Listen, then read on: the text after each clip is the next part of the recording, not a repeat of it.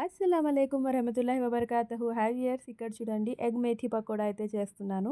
దీనికి 2 కప్స్ శనగపిండి అయితే తీసుకోవాలి. 2 స్పూన్స్ బియ్యపిండి, ఒక కట్ట మెంతికూర తీసుకున్నాను, 1 స్పూన్ అల్లం వెల్లుల్లి పేస్ట్, ఇక్కడ టేస్ట్కి సరిపడా ఉప్పు, కారం, పసుపు, ధనియా పౌడర్, వాము యాడ్ చేయాలి.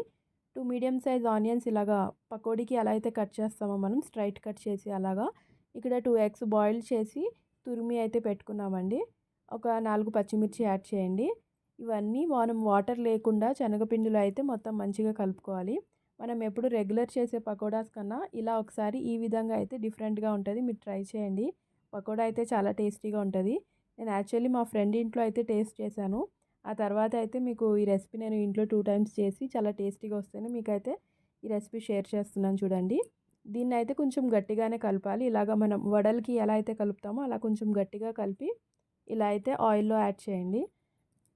యాడ్ చేసి ఒక సైడ్ మొత్తం గోల్డెన్ కలర్ వచ్చినాక ఇలాగ టర్న్ చేసుకుంటూ మీడియం ఫ్లేమ్లో పెట్టి వీటిని అయితే ఫ్రై చేయండి.